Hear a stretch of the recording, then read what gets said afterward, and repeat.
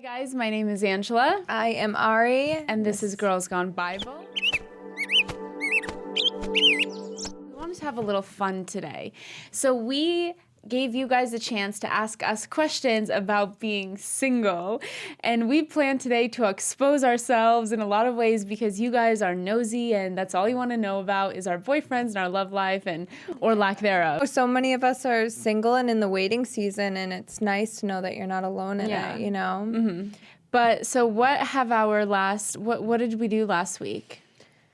We had our baptism at Mosaic. I'm still on a high from it. I feel like the world is going and I'm in a cloud. Like I am on a high. I can't believe it. We had we had a baptism. We had our first Girls Gone Bible baptism where we invited anybody and everybody to come. It was in LA, and it turned out that 70 people got baptized.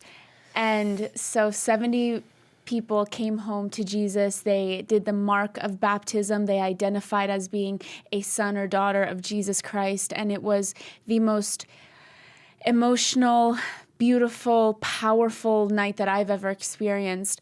And I think something that Ari and I both took away from this experience was because we've met a lot of you before, a lot of our audience and our GGB fam, but this weekend was a little bit different. We had so many people who showed up, and we luckily got to talk to everyone afterwards, and we prayed with everybody, and it was a really beautiful experience. But what I noticed mostly was that it was a bunch of people who were desperate for hope. Yeah. That was the common denominator. I mean, we had so many girls and guys who came up to us being like, this podcast changed my life. Jesus saved my life. And they would tell us their story. And it was just really interesting to see. The reason we started Girls Gone Bible is because we knew that people are suffering and they're struggling. And then to see that face to face, see it like manifested right before our eyes about how learning about the true nature and the true character of Jesus is healing people was beautiful, but also gave us even more of a responsibility. It made us even more aware of that responsibility that we have. It did, and it made me even more excited about life. Yeah. And I just remember looking into so many people's eyes and just, they were telling me their stories, and I'm like, I see myself so much in you guys. And that's why I now know why we're all such a family, because we all relate. We all, at the end of the day, have the same stories. We're all broken. We're all trying to figure it out. We're on this path together, and it was beautiful. And it's crazy. When you and I got baptized, I saw such a change in my eyes and in your eyes. But to see it, just the power of baptism, the power of the Holy Spirit, the power of God, when I saw their eyes, how different they looked, how lighter they looked, it looked like the pain, the brokenness, the weight of the past had just been lifted off so many people, because I got to talk to so many people before their baptisms and then after. Just the purity that you feel when you come up out of that water. It was something I can't even describe to you that night. It was truly the greatest night of my life. It was just like Ari said, we talked to a lot of people before and after getting baptized, and we have so many stories. Like, for example, there's this one girl, I don't know her name, but I have a video of her, and I'll play it after this. It's so funny. It's so cute. But I had caught her in the back room deciding whether or not she was going to get baptized, and she was crying, and I went up to her, and I was like, what's going on? What are you feeling? She's having major warfare. She wants to get baptized, but there's a voice in her head telling her that she's too dirty. Yeah. And that she can't be baptized. She can't actually do this because she's too dirty. And she told me, but then she heard a voice. She heard Jesus' voice saying, I will make you clean. I know. You're going to be clean. And then so she ends up, she's like, but what do? I don't have any clothes. I was like, don't worry, I got you. I went and I got her clothes, and then she changed. She got baptized afterwards. I swear, I saw a new girl. And do you know what she told me? She said, I feel so clean now. And after I got baptized, a random person went up to her. She's holding these white flowers. A random person went up to her and gave her white flowers. And the white was basically symbolic of the pureness that that she now has after being baptized. And I was just like, this is actually crazy, because it's one thing when it happens to you and it's like, oh, no one's gonna, but when you see it happen to somebody else, like such a beautiful, wondrous sign like that, it was so cool to witness. I know, and she wasn't even going to get baptized. What happened was you had to RSVP and sign up. And then at the end of everyone's baptism, they're like, does anybody have the courage that's scared to come up to the front and do it? And we were waiting and then I remember seeing her come walking to the front. So it was, that was special. I actually think we have a video of that too. So we'll play that video, because I actually think we have a video of the three of us standing in the front. Yeah. And then I'll play the video of, she has us as her phone background. Oh, yeah. And she goes, I put this as she has a thick accent, just the cutest girl I've ever met. She's like, I put this as my background because when I see you guys, I remember I have to think about God. But I listen to the podcast and then I can, it's better. This reminds me of God. Like, every day I look at this, I'm like, yes, I need to remember God. I need to listen to the podcast. I need to read the Bible. It's so encouraging. So cute. That was really cute. But just like Ari said, because it's so beautiful, the people who decided beforehand they wanted to get baptized, but there's such a beauty in the people who you just see that God was working in their hearts, them watching. That's why it's a public declaration, because you can inspire so many other people in the process, and God, they feel a stirring in their heart, and then they're having this warfare. Should I do it? Should I not? There's so many things standing in the way: pride, embarrassment, shame, unworthiness, feeling like you're not good enough to enter a true relationship with Jesus like that.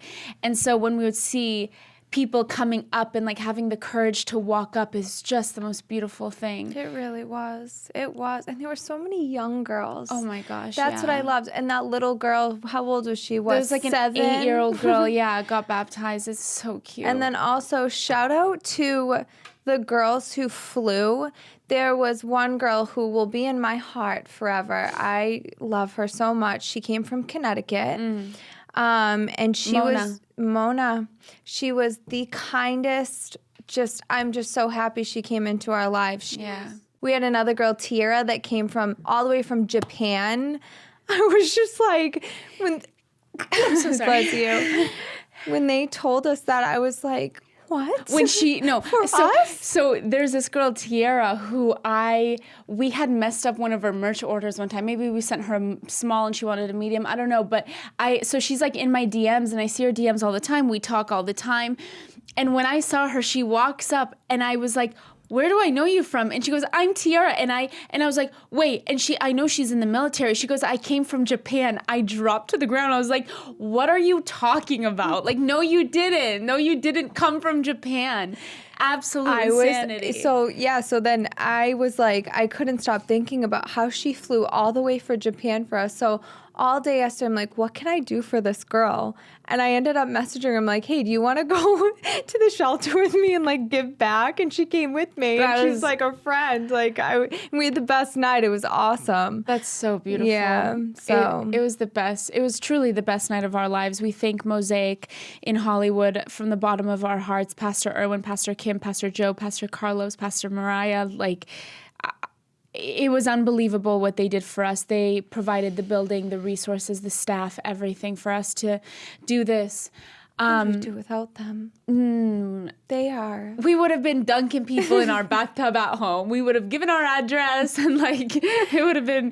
Truly, they are the greatest. And the greatest church too. Yeah. They are the greatest church. So they're really wonderful. And I felt like a recurring theme that I noticed that night was this feeling of unworthiness and this feeling of uncleanliness. And I know that it's something that holds nothing will hold you back the way that shame will. Shame will stop you from doing anything good in the world because you feel like you're not good enough. Shame will keep you stuck in a bad spot because what shame breeds is the idea that I'm already so bad, there's no point in even trying to get better. And that's why people, when they have shame, they end up never getting better from a situation because they don't feel they deserve to. They don't feel like they can. And I remember just watching everybody and that girl telling me the story about the rose and about how now she's pure and how Jesus told you, I'm going to make you clean. You're clean with me.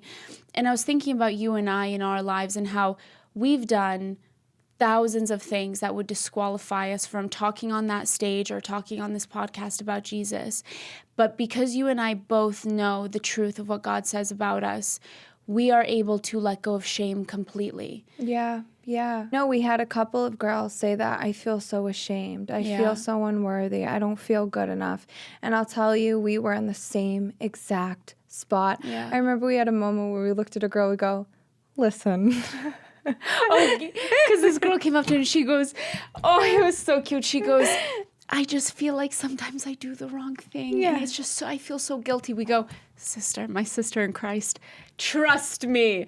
We are all out here accidentally doing the wrong thing from time to time. You know what I mean? Like, you do not feel guilty. Do not, like, with these moments of doing the wrong thing need to propel you into God's arms even stronger than before. Yes, you know? Yes. I had such a pivotal moment because I had held on to shame, which is the worst thing, like Angela said, you can ever hold on to. And it's truly, shame is from the enemy. God does not ever want us to feel shame. Never. And my friend Maggie, who had been with me from the beginning of my breakup, she was like, she saw me at the bottom of the barrel, worst broken.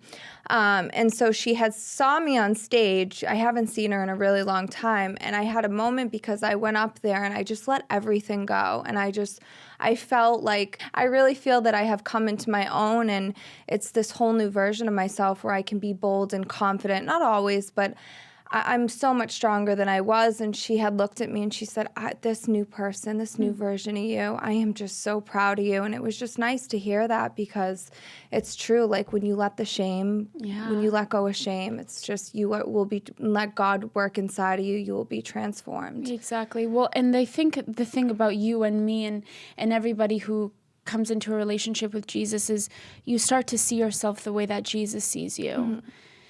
And when you don't, like, the enemy is an accuser. He's the one who accuses you of all the bad things you've done, and he calls you this and that, and you're dirty, and you're not worthy, and you're not good, and you can never do anything for God because you did all these things.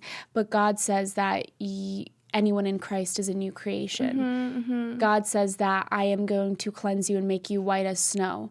And so I know, just like how I said that I've done so many things that would disqualify me from talking about Jesus or spreading the gospel, while the enemy will try to accuse me in my ear of all the things that I know I've done, that I have done, I am able, because I know the truth of what God says about me, I'm able to look in the mirror, and I do see myself as white as snow. Yeah. And I do see myself as pure and beautiful and fearfully and wonderfully made, because that's who God says that I am. And everybody has the ability to see themselves like that. And that's why every episode, we are like, read the word, read the Bible, because you understand who he is and what he says about you and his nature and his consistency. Exactly. And it's also reading the word will also, that's how you renew your mind. That's how God does the renewal of the mind, is that you can have 1,000 lies in your head, but the more you fill your mind with scripture, the more there's not enough space. It's like you kick out every lie with every new scripture that you read. Yeah. You know? And that's why we continue to speak scripture out loud when we're not feeling good. It's the most important thing to do. Yeah. We had the best time of our lives, and now today we wanted to have a fun episode where we talked about something that we've already done episodes about dating and stuff like that, but everybody wants to talk about it. It's on everybody's mind. Everybody wants to be in a relationship. Nobody wants to be single. And so today we're going to talk somewhat about singleness, and we're also going to answer a lot of questions. We asked you guys to ask us fun, personal, maybe some juicy questions. Did you write down the questions? They're on my phone, yeah. I screenshotted all of them. But we're probably going to title this, We're Single, because we're single. We are so happy about today's sponsor. It's our personal favorite, HelloFresh. With HelloFresh, you get farm-fresh, pre-portioned ingredients and seasonal recipes delivered right to your doorstep. Skip trips to the grocery store and count on HelloFresh to make home cooking easy, fun, and affordable. That's why it's America's #1 meal kit. Guys, say hello to a stress-less holiday season with the help of HelloFresh. Skip the grocery store and save time with easy, tasty recipes delivered to your door. Spend your time this month shopping for gifts and sipping hot chocolate, not stuck in the checkout line. Sign up for HelloFresh and get everything you need to whip up a fresh, tasty meal delivered to your door. Just choose your recipes, select a delivery date, and relax knowing that your dinner is on the way. Did you know HelloFresh does more than just dinners? From easy breakfasts to start your morning off to 10-minute lunches or satisfying snacks both adults and kids will love, HelloFresh has tasty choices for every mealtime occasion. Ari and I are so honored that HelloFresh sent us a bunch of stuff to try, and we have been making it every night. Luckily, everything is portioned for 2 people because we would definitely be fighting over it if not. No, literally, that was one of the best meal I've ever had. What did you make me? It was the chicken sausage. Yeah, it was the chicken sausage spaghetti bolognese with zucchini and Parmesan, and I'm sitting there being like, I am never going to go to a restaurant again. Truly, it's honestly so good. I'm obsessed with HelloFresh. It was the best pasta I've ever had. It really was. And it's so easy to make. And like, I have an issue a little bit with I will add a little too much of whatever it is. Like, I have oversalted so many of my meals by accident. But HelloFresh gives you, everything is pre-portioned, so there's absolutely no way of you messing it up. Well, what I love too is that when we had that meal, typically when I eat pasta, I always get a stomach ache, and I felt really good after. It didn't make me feel sick at all. It's truly the cleanest ingredients. Yeah. So guys, we have such a good deal today. You're going to go to hellofresh.com/GGBfree and use code GGBfree for free breakfast for life. Yeah, guys, HelloFresh has over 45 recipes and more than 100 seasonal add-on items to choose from every week, so it's easier than ever to find something everyone will enjoy. One breakfast item per box while subscription is active. That's free breakfast for life at hellofresh.com/GGB with code GGBfree. Thank you, HelloFresh, America's #1 meal kit. Well, something funny about Ari and I is that, because we have so many questions that said, we got this probably 30 times. How long have you guys been single? We had like 30 questions just asking how long we've been single for. And maybe I'm not going to answer exactly how long, but all I can tell you guys is that me and Ari have been single for the exact amount of time because we went through breakups within a week apart. Don't tell me that God's not real. And we always said to each other, if one of us breaks up, we both break up. We're in this together. I'm like, I'm not. And then it happened. And it was just honestly like the funniest thing of our lives. As like weird of a time as that was, we also had a weird time. But we also had the best time of our lives. We'd be sitting in my house dying laughing, just being like, what is happening? Like, how is this possible that we go through the same thing at the same time? That was weird. It's so weird. So we have a lot of experience in relationships. We have experience being single. And we're going to talk single. What? I'm laughing because this pastor was looking at us. He was like, it's really important. It's really important to have partners. He's like, but the good thing is you guys have each other. I know. Well, somebody asked, okay, Ed, I wanted to bring this up to you because somebody had a question that was like, do you think that you can do everything in life that God called you to do if you're not married or you don't have a partner? And the answer is yes, of course. Mm-hmm. God will call you to do things that you actually can only do if you're single. And I know that's the case for us. Maybe right now is that like there's a lot of things we have to do, maybe not with a partner because that would just get in the way of things. And then at the same time, I believe that when you have a certain calling on your life, I think it's almost necessary to have a partner because there might be a weight that comes with that, and that comes with that success that you won't be able to carry yourself. And while God doesn't want us married yet, he also knew that we did need a partner to carry that weight with, because I know that like God put us together doing this for a reason, because he knew that we needed each other. Yeah. We got to stop talking about each other like we're dating, because It's a problem. Did we talk about, we were at the conference, the Relationship by Design? Oh, yeah. And all the married couples are sitting there talking about their relationships and how to make it work. And we're referring to each other. We're like, yeah, well, what Angela and I tend to do.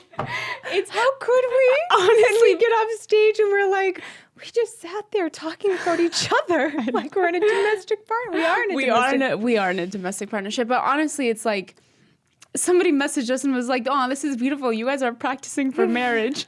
And at one point, we had a sleepover the other day, which, grown-up sleepovers, what can we say? We had a sleepover and Ari brought me coffee in the morning and we look at each other and we go, coffee every morning. I know, she really does. And I look at her and I go, we got to get married. it's time. I don't care. This is the best time of my life. This is the best. I am flourishing in this time. I know, seriously. So being single, a lot of people really view being single as a curse. And one of the most famous sayings is that singleness is a gift, not a curse. And it is. The truth is there is, and there's scripture to support that. But at the same time, we also want to be really sensitive to and realistic to the fact that singleness does not feel like a gift when you have the desire to be in a relationship or to be married. And so we want to hit all aspects with you today about how it is a gift, and we'll tell you why it's a gift. And it is also really hard. And God does want you to have a partner because he told Adam that it is not good for man to be alone, and that's why he made him Eve. So there's a lot of moving parts to this conversation. Take it over, sister. Singleness is a gift, and we'll get into it after we read the story, but it's... Oh, yeah. Sorry. I totally forgot that we're reading. Psalm 84. All right, so today we're going to start just with a little psalm. I was looking all throughout the Bible, like, are there psalms on singleness, on loneliness, on waiting for a spouse? And what I thought was best for us to read was a psalm praising Jesus and talking about how the best place you could possibly be in, best relationship you could be in, is your relationship with Jesus, because that's the foundation of everything. Psalm 84, how lovely is your dwelling place, Lord Almighty. My soul yearns, even faints, for the courts of the Lord. My heart and my flesh cry out for the living God. Even the sparrow has found a home, and the swallow a nest for herself, where she may have her young, a place near your altar.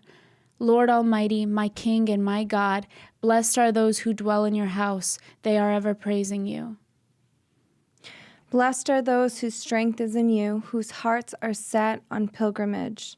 As they pass through the valley of Baca, they make it a place of springs. The autumn rain also cover it with pools. They go from strength to strength till each appears before God in Zion.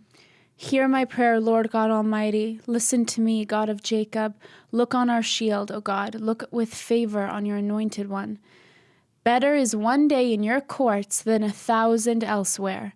I would rather be a doorkeeper in the house of my God than dwell in the tents of the wicked.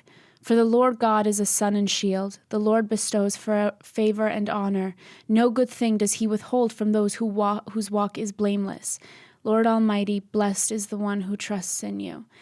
I just want to go over this last little part right here. Better is one day in God's courts than 1,000 elsewhere. We would rather be a doorkeeper in the house of my God than dwell in the tents of the wicked. The Lord God is a sun and shield. The Lord bestows favor and honor. No good thing does he withhold from those whose walk is blameless. He will never withhold something good from you if your walk is blameless. He's not withholding a relationship with you because he wants to see you suffering and struggling and sad about it. You know? Explain that more. No good thing does he withhold from those whose walk is blameless. So if you're doing everything right by God, if you're blameless, if you're submitted to him, if you are walking in the will of God according to his word, he's not going to withhold any good thing from you. And it is good. Marriage is good. Relationships are good. Love is good. Romantic love is good. So he's not going to withhold you. He's not going to withhold that from you. Mm-hmm. When he brings that to you, is not up to us. Mm-hmm. You know? I think we sit there and we wonder, but like I always say, because I went through this, we just don't know what he's doing inside of us. Yeah. Like what he's there's things that I thought when I was so ready just to be in a relationship, and I'm like, thank God you didn't bring me my person, because I truly wasn't ready. There was so much more that I had to heal that I didn't even realize I needed to heal till right now. So that's why you just got to hang on. You got to keep going. Yeah, and trust in the Lord's timing.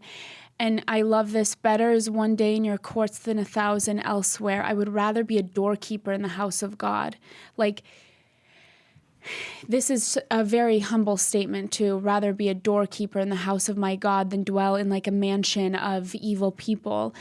And better is one day near God than 1,000 elsewhere. Having a marriage but not God, like if I had to choose between a marriage and the life that I want, or a life with God having absolutely nothing, I would choose God 1,000,000 times over.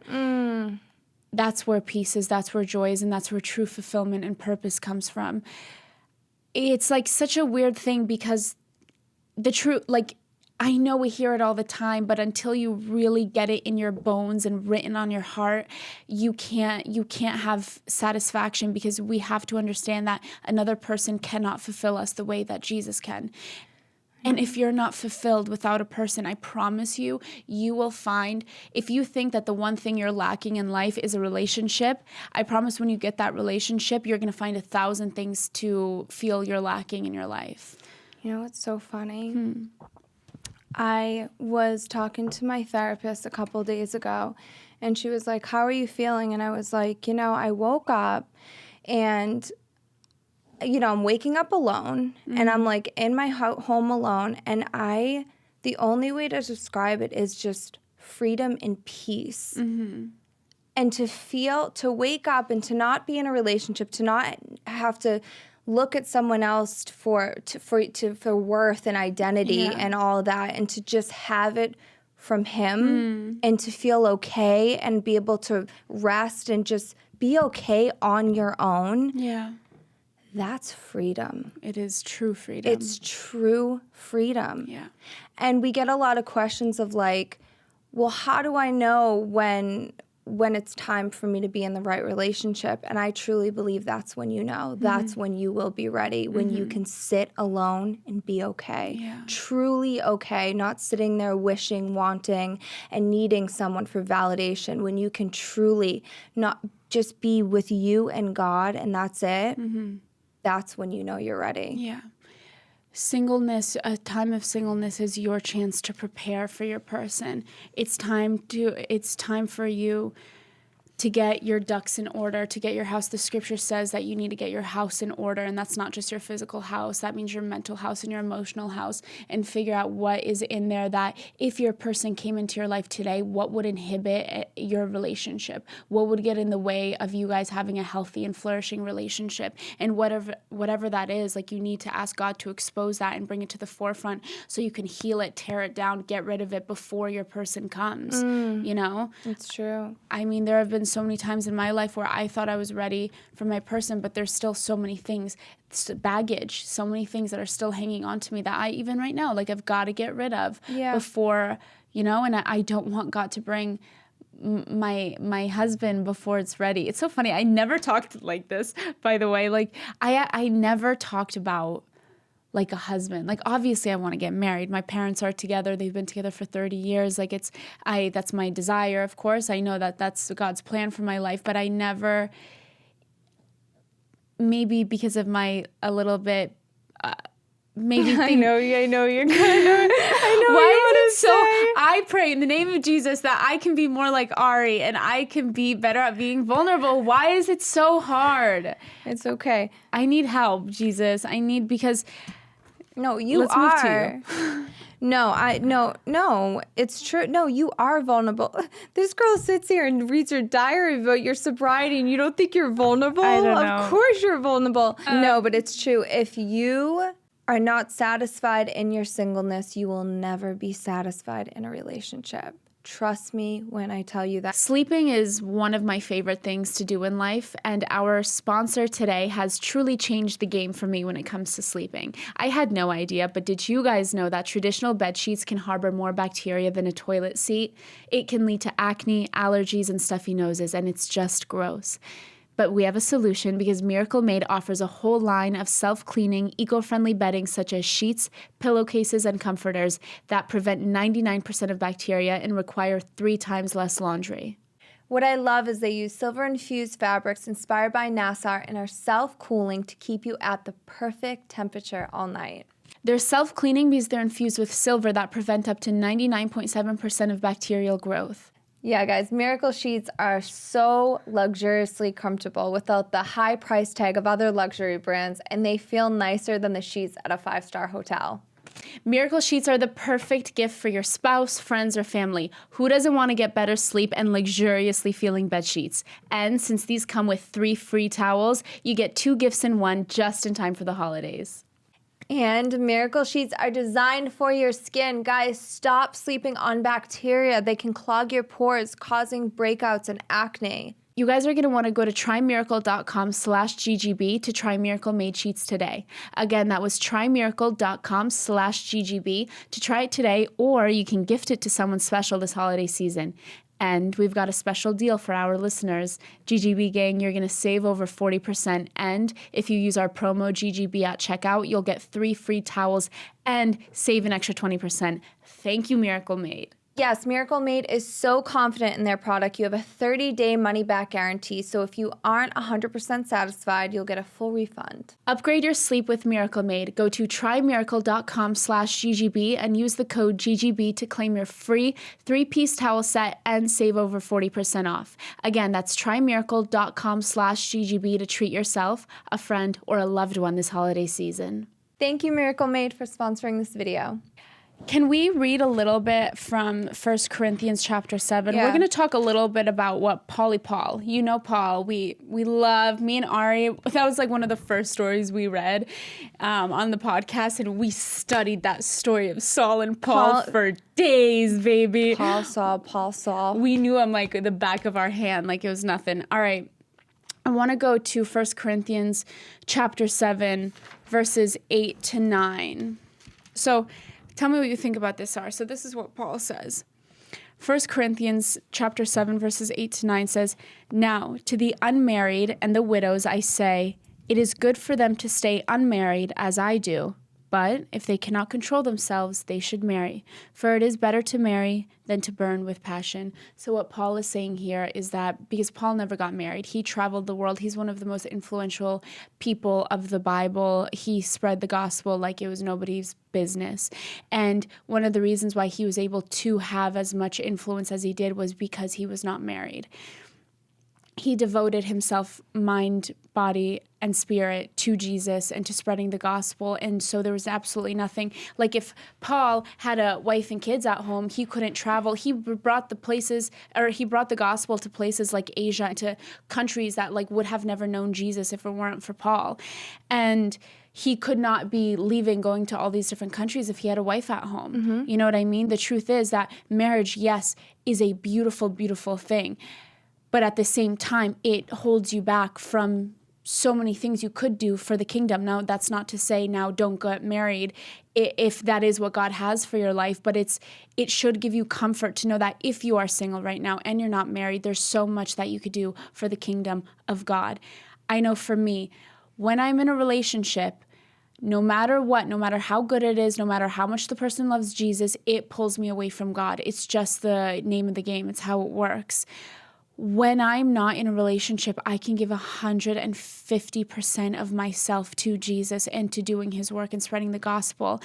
It brings me closer to him, you know? Yeah, it is. That is why it's been the greatest blessing of my life that God has kept me in this little holding period of not bringing me my person, because I have been able to devote myself to him it's been a year and a half. It's been the biggest transformation of my life, just being able to solely focus on him. It's been amazing. I'm like, at moments where I felt so broken, being like, where is my person? Like, time is running out. No, time wasn't running out. He was building me, developing me, being like, I'm first. Keep focusing. Keep your eyes on me. And my purpose right now was my purpose. finding out my identity, who I am, what do you want me to do, you know? Yeah. I mean, there's just this podcast in and of itself, the traveling that we've done together, our friendship is built on a season of singleness. We met right after both of us had gotten out of relationships. We connected on the fact that we both had just gone through breakups. Like, singleness it truly was a gift in our friendship and in our lives with each other. Otherwise, had I been in a relationship or had you been in a relationship, we would not have created that bond so quickly where we spent every single day together reading the Bible. We wouldn't have had a friendship, period. Remember, any moment that I have that I'm like, Angela, blah, blah, you go, no. If anything was to be different, we would have never met, and that makes me sad. Literally, anytime I would start to dwell about the past, first of all, we say we're not Lot's wife. We're not going to turn into a pillar of salt, so we're not going to look back at the past. Absolutely not. But anytime I have those moments, you have to put the pieces together of your life, or even if you don't understand right now, just keep going. It will all make sense. Now that I'm on the other side of it, a year and a half later, it all makes sense. Yeah. When I was like, how could this possibly have happened to me? Yeah. The thing that I wanted most is taken from me. What I wanted is the complete opposite is happening. Mm-hmm. And you just say you say to me, if anything different happened, I wouldn't have come into your life. No. We would not have Girls Gone Bible. No. You would have not figured out who you are. You would have not found God. Most importantly. What did you say yesterday? I loved what you said. We were in the car and you said, what did you say? What did I say? It hit. You were like, the purpose of him was to... You said we were talking, he goes, she's like, man, it's so funny how everything happens the way it's supposed to. The purpose for him was him to break you down so bad for you to figure out exactly who God was and who you are. Yeah. I specifically said that to break you over his knee. What? What? Baby?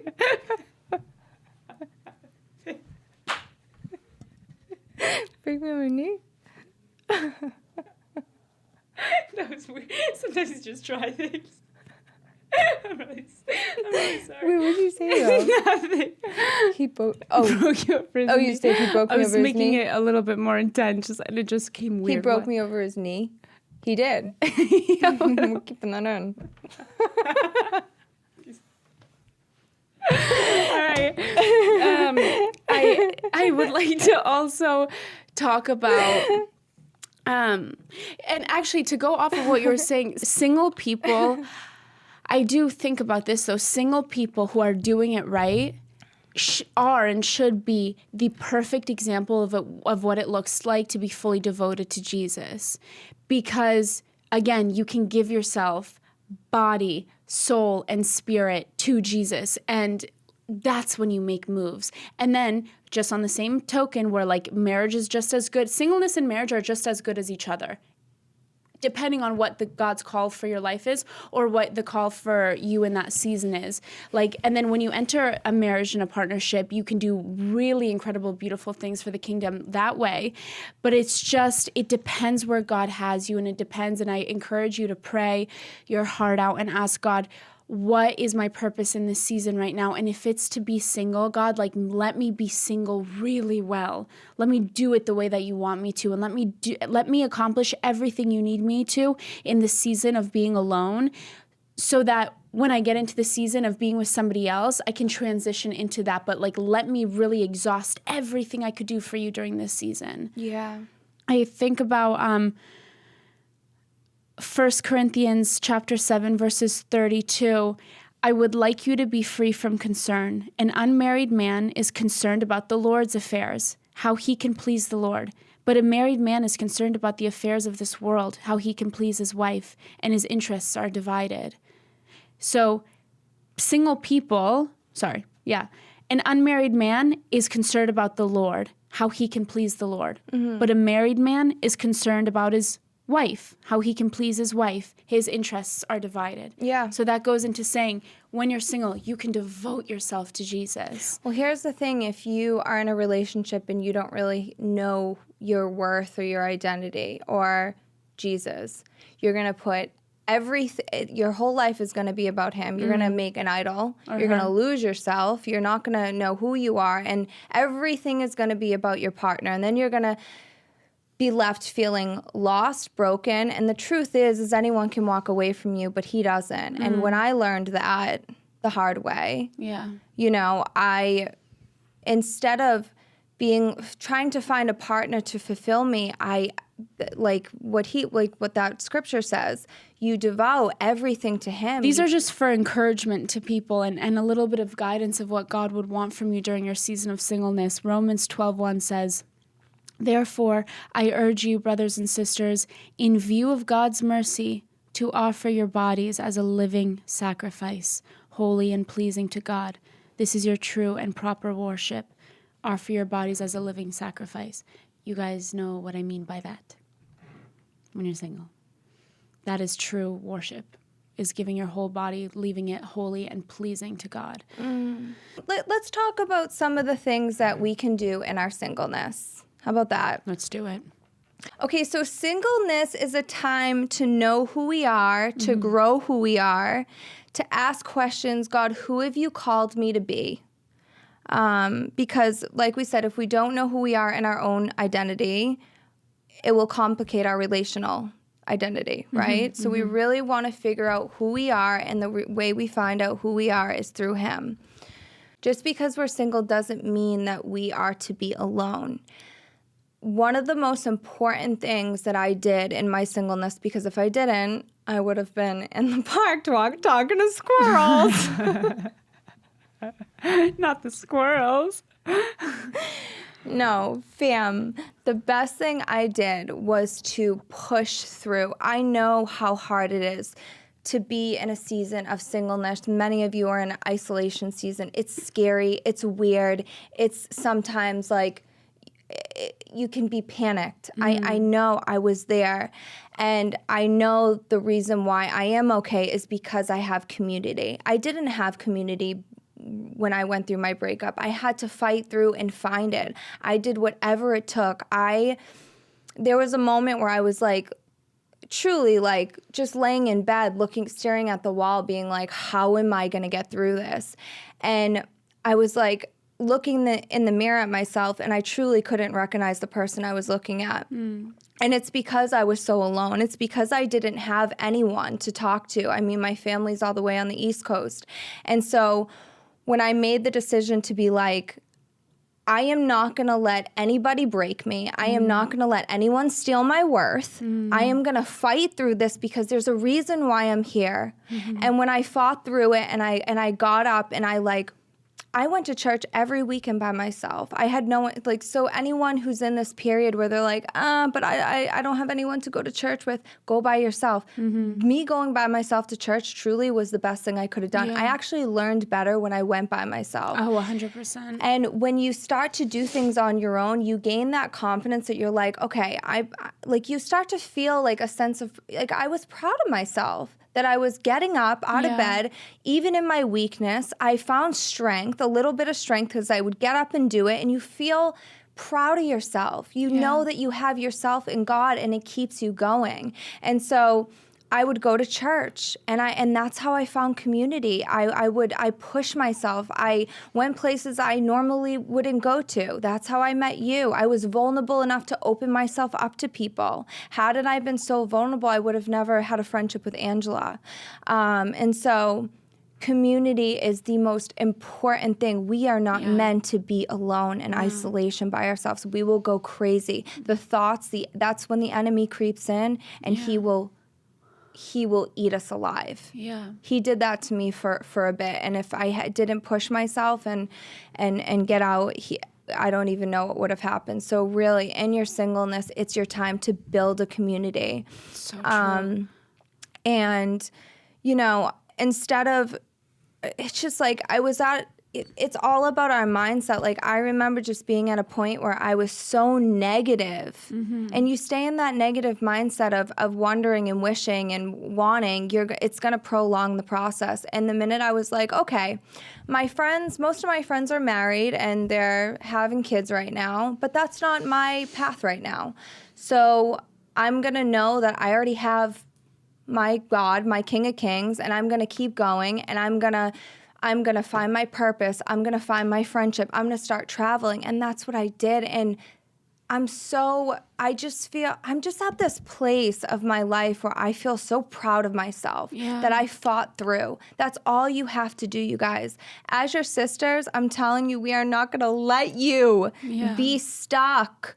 Okay, understand that you have two girls here that are in this place of singleness, and we're both in isolation seasons. You were too, right? You were in such an isolation season, and you just have to fight through and do things that you normally wouldn't do, and that's how you will build friendships. This year has been.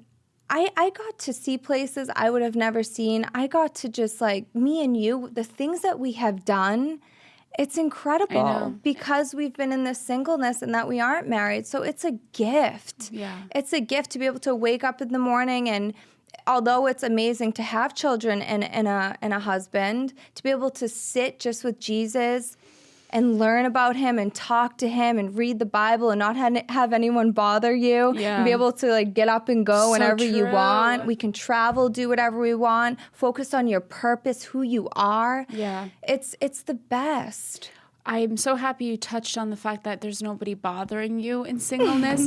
It's so true. I had a moment where I was reading the Bible in my house this morning, and obviously we're thinking about singleness and about marriage and about today's episode, and I had a thought, and I've thought this before, that as much as I want to be married and have children, and it's, my biggest dream and the biggest blessing, at the same time, I'm going to cherish right now this quiet that I have, because one day I'm going to have 3 to 5 kids running around my house when I'm trying to just read one psalm and I can't get through it because they're, like, pulling my hair and throwing SpaghettiOs at me. And I'm going to remember the time where I did, and my husband's going to, like, ask, like, it's going to be so chaotic, and I'm going to remember the time where I once could have peace and quiet. Yeah. And I know that's, like, really, like, retrospect, and, you're thinking in retrospect, but, like, truly, there's so many gifts in singleness. I think the worst part about needing someone is, like, not need that validation from a man, because trust me, I went through the withdrawals. It's when you're in a long relationship and then you get out of it and you're all of a sudden have no love from your partner, and you don't have that. It is difficult. You go through that withdrawal period. But then when you get to the other side of that, and you can wake up alone and feel at complete peace and just be with your friends and just laugh and, like, being content with that. Like, I truly am at a place where I don't need validation from anyone. And I'm just like, wow, it's a really powerful place to be in. And I just want anyone who's going through this to get to that place. It is such a powerful place to be in. What you mentioned something earlier about how God doesn't intend for us to be isolated, and just because you're single doesn't mean that you should be alone. And half of the questions that we got were talking about loneliness. And I really wanted to touch on loneliness, and I wish that I could get up the statistic, but I think it's like 1 in 2 people suffer with not just, like, I'm lonely, and they suffer with severe loneliness. And loneliness is a killer. Yeah, it is. A killer. It is. The enemy feeds on that loneliness, because loneliness will lead to desperation. Loneliness will make you act out of character. And I just really encourage you, just like Ari said, just because you're single doesn't mean that you need to be or should be alone. You have to get community. You have to talk to people. I know every church, I'm not saying every church out there is amazing. We haven't been to them all, but I know that at most churches, there is a group of people who want to take you in and who want to talk to you. Please reach out to a church. Reach out to a small group. Reach out to friends. just like you're feeling lonely, there's 1,000 other people who are just as lonely as you are and would die to have a friend like you. It's true. You know what I mean? And so you have to reach out to people. Take a stand against this loneliness. It's not yours, and God never intended for you to live like that. And honestly, to be able to build friendships, it's the most important thing. Yeah. Do you understand the greatest gift in my life are the friendships that I have right now? Yeah. Friendships are so important. They bring more happiness to my life than I can even. Yeah. Every day we are just laughing. We have taught each other so much. Yeah. I'm telling you guys, just it's that support too. It's a support system. Yeah. It's the best. It's like, I don't know. I see a lot of people and they're constantly in this dwelling feeling and just being like, when is it going to happen? And in panic mode. Please, guys, don't waste this time. Singleness is not to be wasted. No. It is, like Angela said, it is a gift. Cherish it. Cherish this time with yourself, with God, building relationships, doing new things that you don't think that you would ever do. Yeah. I found my purpose in this waiting season. It's incredible. I want to read Ecclesiastes chapter 3, verse 1. It says, "There is a season for everything and a season for every activity under the heavens." And we talked about it all last week about how God is so intentional with his timing. There is a season for everything. And then I want to read 1 Corinthians chapter 7, verse 28 to 31. "What I mean, brothers and sisters, is that the time is short. From now on, those who have wives should live as if they do not, those who mourn as if they did not, those who are happy as if they were not, those who buy something as if it were not theirs to keep, those who use the things of the world as if not engrossed in them." And I know that's all can be a little confusing if you don't know the context, but it ends with, "For this world in its present form is passing away." Singleness, being single, wanting a relationship, having the desire for marriage can literally engulf you to the point of like not being able to see anything else except your lack in this area and your desire to have a partner. And he talks about it all the time. I was just reading in Hebrews about how this world is nothing compared to the world that's to come. Yeah. And it says, "For this world in its present form is passing away." None of this actually means anything compared to eternity in heaven with Jesus.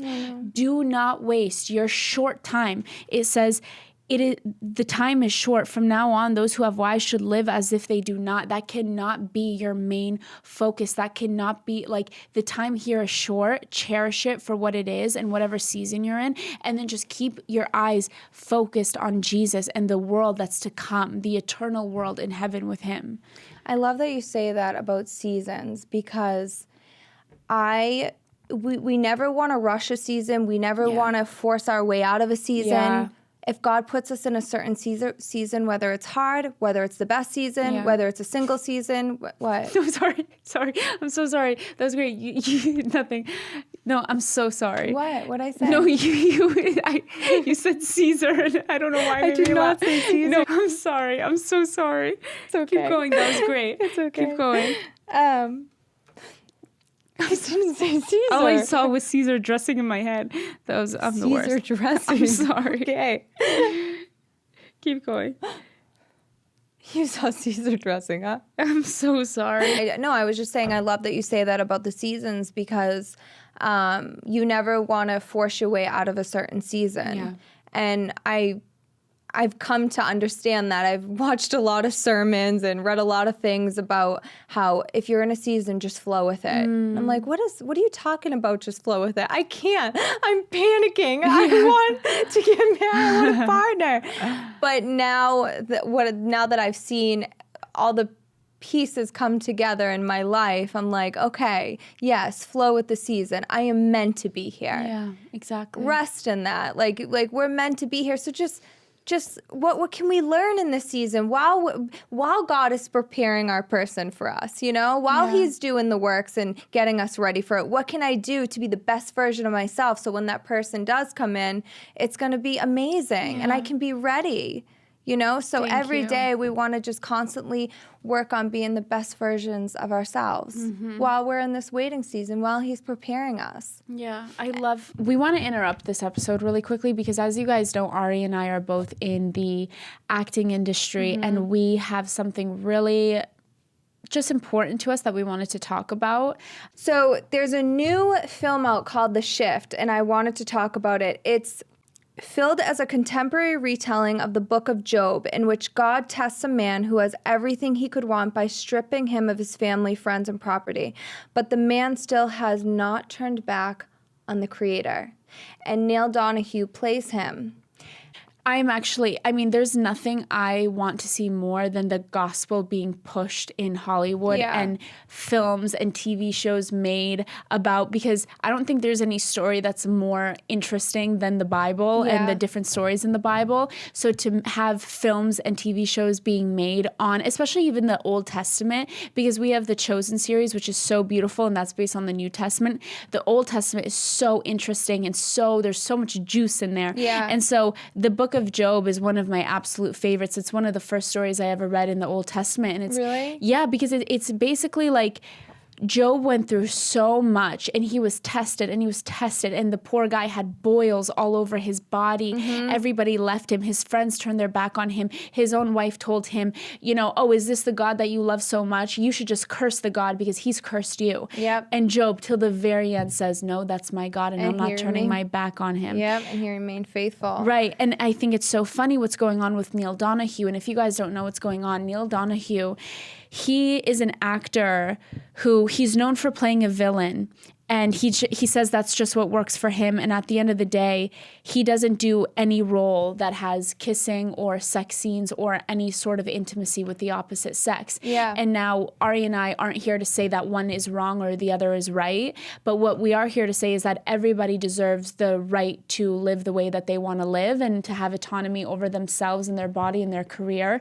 And Neil Donahue made this pledge to himself and his wife that he wouldn't do these things because he's a man of God. And he didn't want, again, not saying what's right or what's wrong, but Neil Donahue is a true godly man with integrity and morals. And he set out to do something and he took it to the very end. And he said, I don't care if people think I'm weird for this. I don't care if people laugh at me in Hollywood. Yeah. But what ended up happening was Neil Donahue literally got blacklisted. Yeah, he got completely blacklisted. No one would hire him. But it goes to show you that if you remain faithful and you stay on the right path of what God wants and you're obedient to him, he will reward you. And that's what he did for him. Now he's playing this incredible role. And he almost turned it down at first. He was like, because he was like, I don't know if I should play Satan. And then he talked to his wife about it and she was like, who else should play Satan than someone who loves and glorifies God as much as you do? That's so cool. Yeah, because he really wanted to show people like how Satan works and how he can get into the mind and what he does and how bad he is. Yeah. And I think it's great. It's gonna show people a lot because in a world that we're living in that glorifies Satan, and in Hollywood, this is amazing. This is a beautiful thing. So this movie, The Shift, is just going to be incredible. I feel like it's going to change a lot. It's going to really open a lot of people's eyes, and I'm really happy that they're doing this. And learning about Neil, I mean, wow. If you watch some of his interviews, he is just a true man of faith, a true man of God. I mean, I'm like sitting there watching him, listening, being like, yeah, because he plays the villain, and a lot of people are like, well, if you play the villain, then why are you going to play Satan? Yeah. And he's like, listen, I play a villain because, I shoot people. I shoot like 10 guys in a movie, but I can laugh at it and I can shake everyone's hand at the end of the day offset. He's like, but when I'm actually doing a intimate scene with another woman and I'm kissing a woman, my kids have to see that and God has to see that and my wife has to see that, and I don't want that because I know God doesn't want that for me. And I think it's beautiful, and I'm so happy that he's coming so boldly and he's not afraid and he's speaking on that because Hollywood needs that. Thank you. I'm upset. I'm reading right here. It says he was fired from ABC Scoundrels after refusing to do any sex scenes or kissing scenes. The show only aired for one season, but he was completely blacklisted from Hollywood. And this is a little bit of my issue with things in the world and the culture that we're living in right now, is that you can go so hard for your beliefs as long as they are in line with like what everybody else in that specific space agrees in. And it's all like, you know, live your truth, do your thing, do whatever you want. Like you need a, you know, and they empower you to live your truth and do the things that you believe in until you have Christian values. Yeah, exactly. Like it's not, like it's not. It's in. I love acting and I love the acting industry. I really do. I'm never gonna knock anybody or anything. But I am so grateful to our Lord and Savior Jesus Christ for letting us enter into a space where like the one thing that's pushed the most, which is the media and which is Hollywood, and we know that Hollywood literally owns everything. We will bring Christian values back into this place, and Neil Donahue is doing that for us, and so are so many other people, and we're so grateful for these warriors of Jesus who are going into these spaces and being bold and who are willing to be made fun of and persecuted and put down and blacklisted. That's right, you know? sister. I know. And again, it's like you don't have to agree exactly with Neil's principles and what he wants for his life and his marriage, but again, when we live in a world where everybody is, you know, we're like, you know, you want autonomy over yourself and blah, blah, blah, and whatever, like, then you give that to everybody in every aspect. So you true. know? I'm sitting there and I'm like, this man of God doesn't want to do a sex scene or a kissing scene because he loves his wife and he just doesn't think it's right. So no one will hire him because they think he's this weird Christian guru. But it's okay if somebody goes on stage and like wears devil horns and glorifies Satan. It's like, what is going on? That's why I'm just like, I'm so happy that we have people like him that are standing up and speaking boldly. And yeah, he's somebody like Neil Donahue. He is paving the way for other Christians in the entertainment industry. And I don't even know if he's aware of the impact that he's making by taking the stand that he is in this way. And hopefully we get to have Neil on the podcast one day. That'd be so awesome. But I want him and everybody else to understand that if you suffer in the name of Jesus, you should rejoice. You should absolutely rejoice. You are blessed if you get to suffer for Jesus. You're blessed if you are persecuted and made fun of in the name of Jesus. And let me tell you something else. It doesn't go unseen. No. Jesus sees everything. He sees the work you're doing for him. He sees how much you're glorifying for him. And even through that suffering, he will come and intervene, and you will be rewarded. You will be rewarded. He will bless you. Even like... abundantly. And we say it all the time. You can't cancel God's children. No. Okay? You cannot. Jesus got canceled worse than anybody else. And look at him. He is Lord of Lords, King of Kings. Yeah. So we are so proud of Neil. And we're ecstatic about this movie, The Shift, any Christian movie. I really believe that we are going to see a true revolution happening, and Me too. Christians are going to take over the entertainment industry, and we're going to put out like good content, like good movies. Yeah, no more of these goofy, kooky movies. No goofy, kooky demon movies. No, thank you. No more weird movies. No, I don't want to see it. And while we're on the Singleness episode, men, go watch Neil Donahue's interviews because that is a true man of God. I don't think Neil Donahue follows girls on Instagram either. I don't think he's following Instagram models. So everyone needs to take a page out of Neil Donahue's book. We're posting that as a clip. I love Romans 8 verse 25. But if we hope for what we do not have yet, we hope for it patiently. Yeah. So let's just try to be patient. Patient is the greatest lesson I had to learn this year, is to really be patient while God's working everything out. What do you think about dating apps? Did somebody ask? Yeah.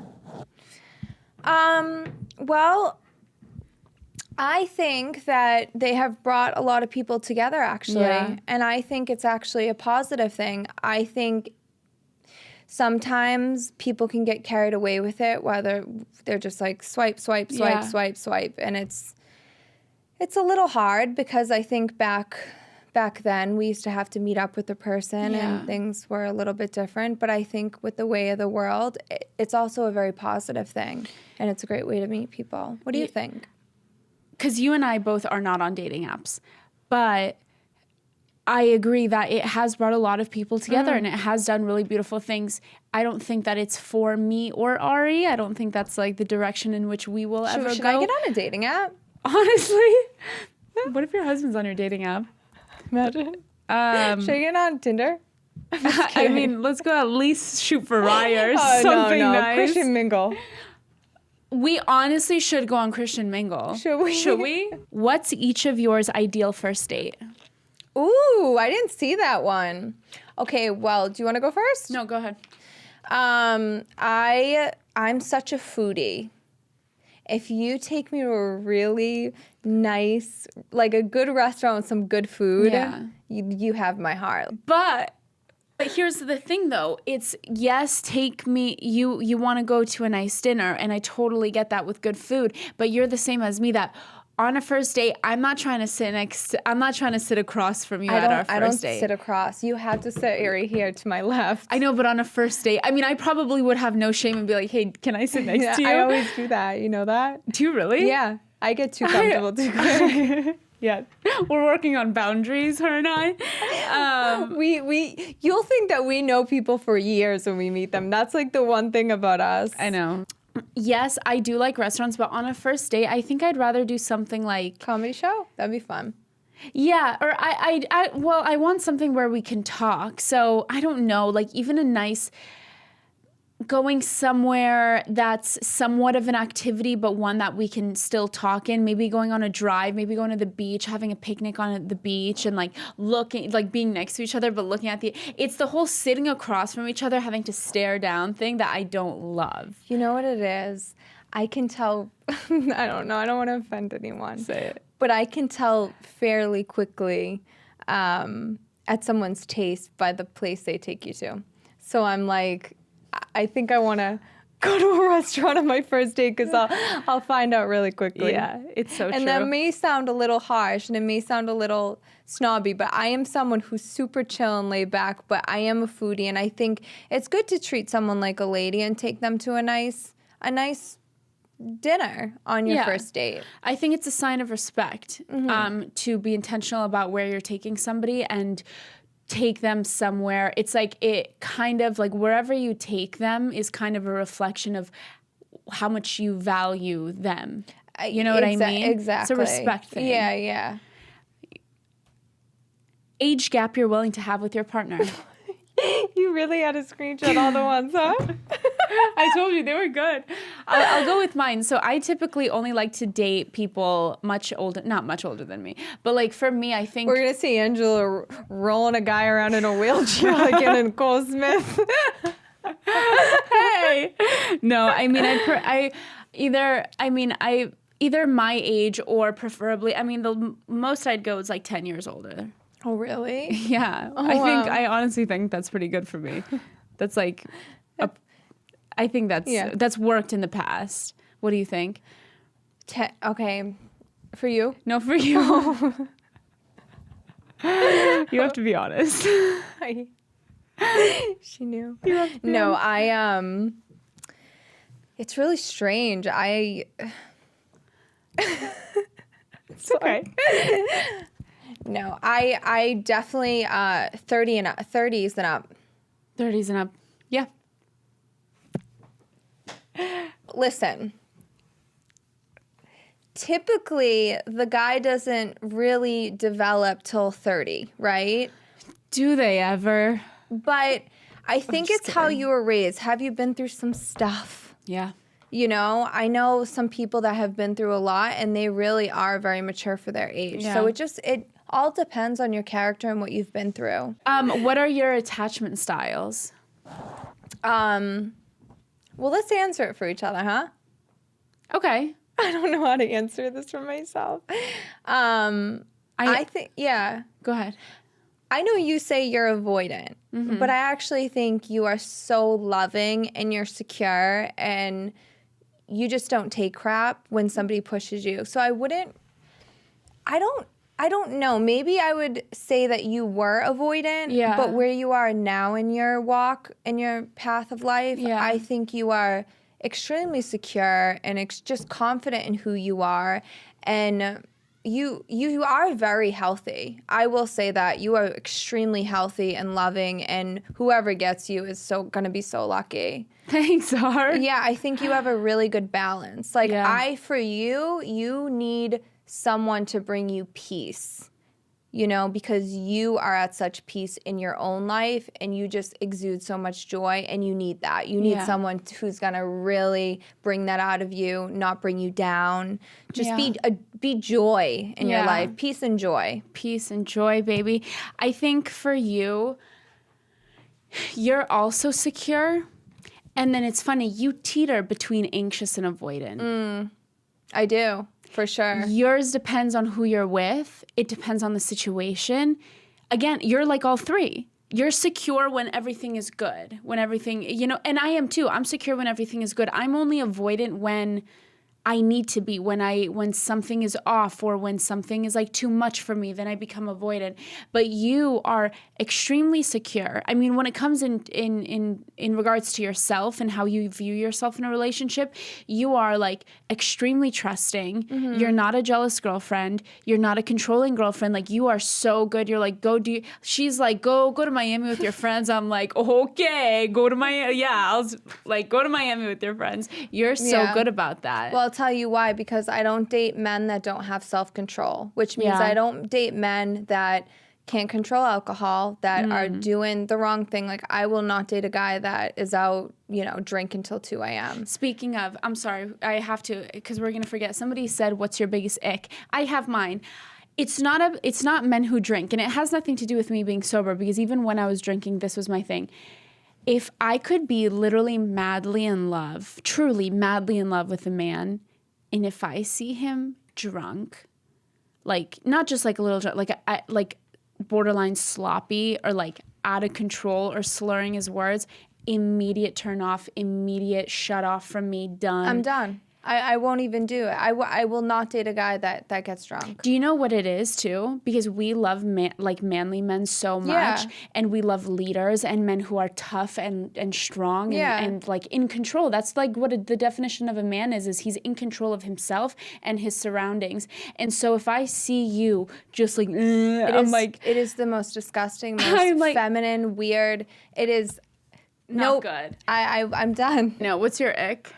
My biggest ick is, same as you, the drinking. No. Yeah.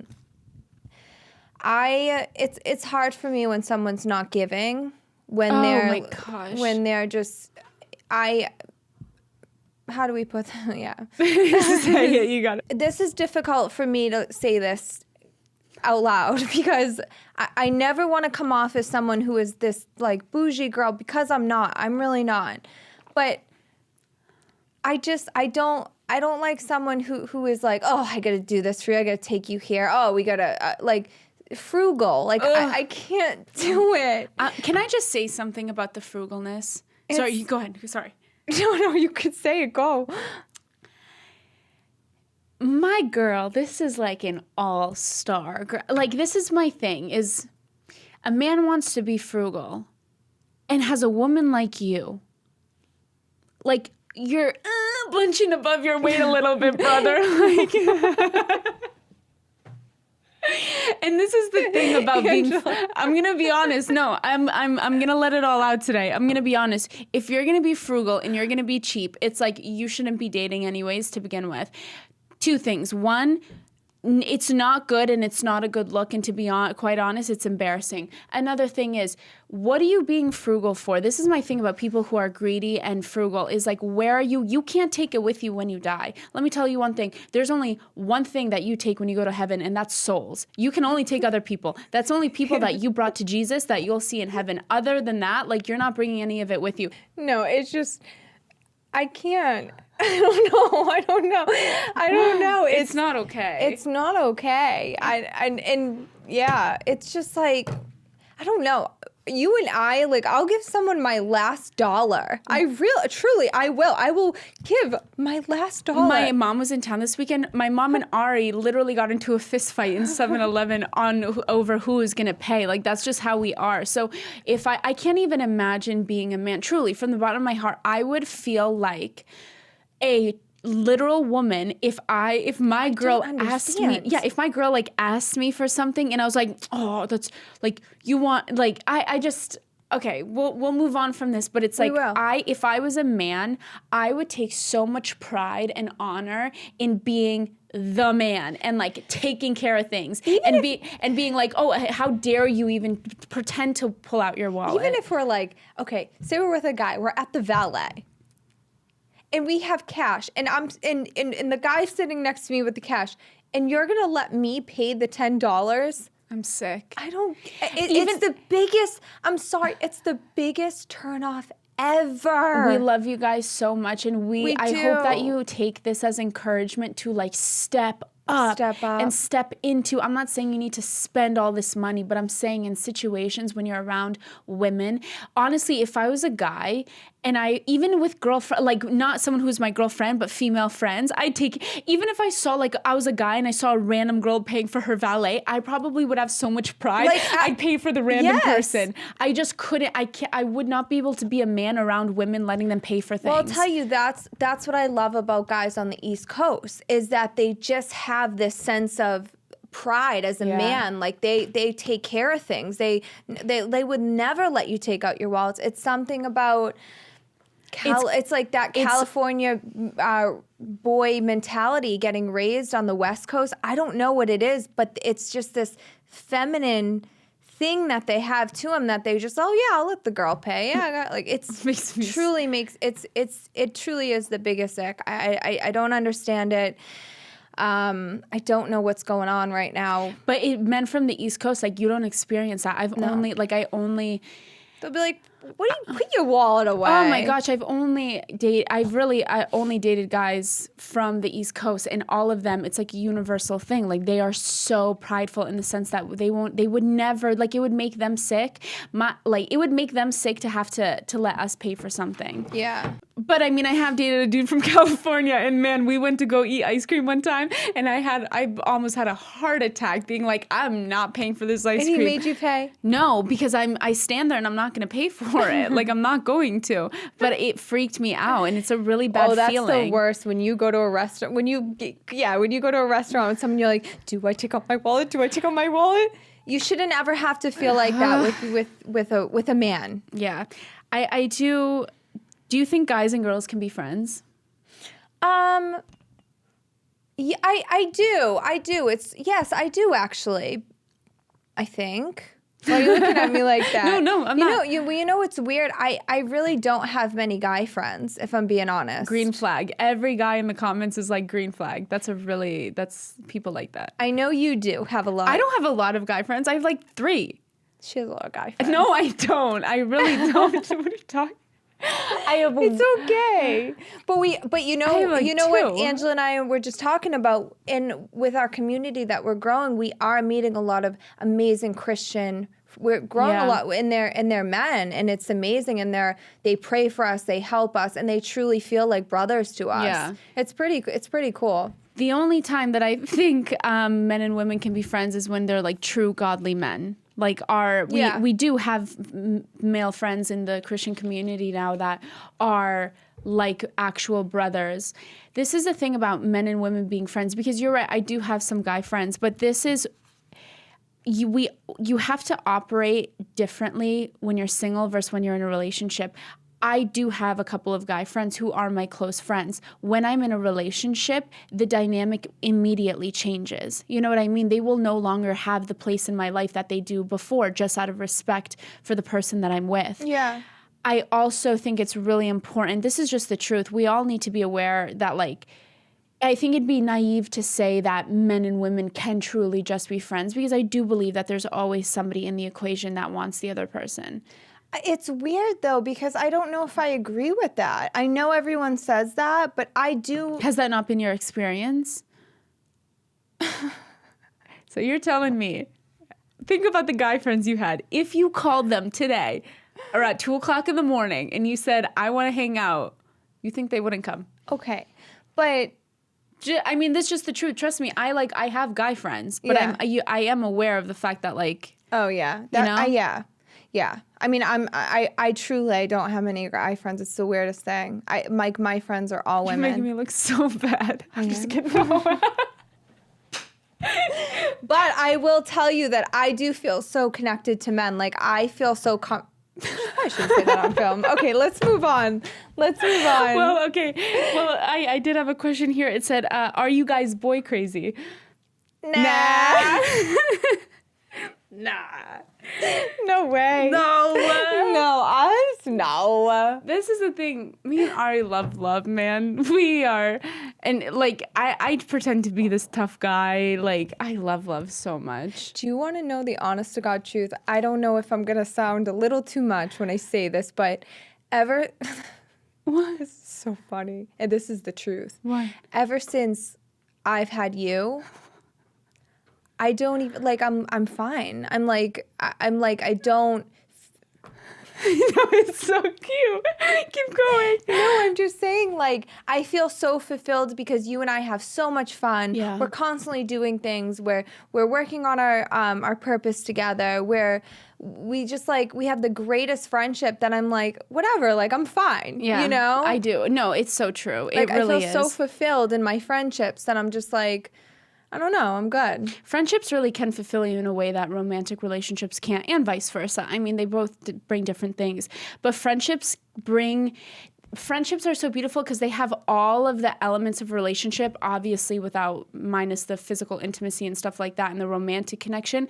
But they have all of the things that a relationship has without the, like, ego, jealousy, trust. You know what I mean? So it's like a relationship, but better because there's no. You typically shouldn't have that drama that you sometimes do in a relationship. Yeah, no, it's true. I mean, no, I'm just thinking like when we are single, like we need peace, we need love, we need all those things, and we do find that first in Jesus. And then when you have friendships after you find Jesus, that's when you will feel so complete, and that's when God will really bring you your person.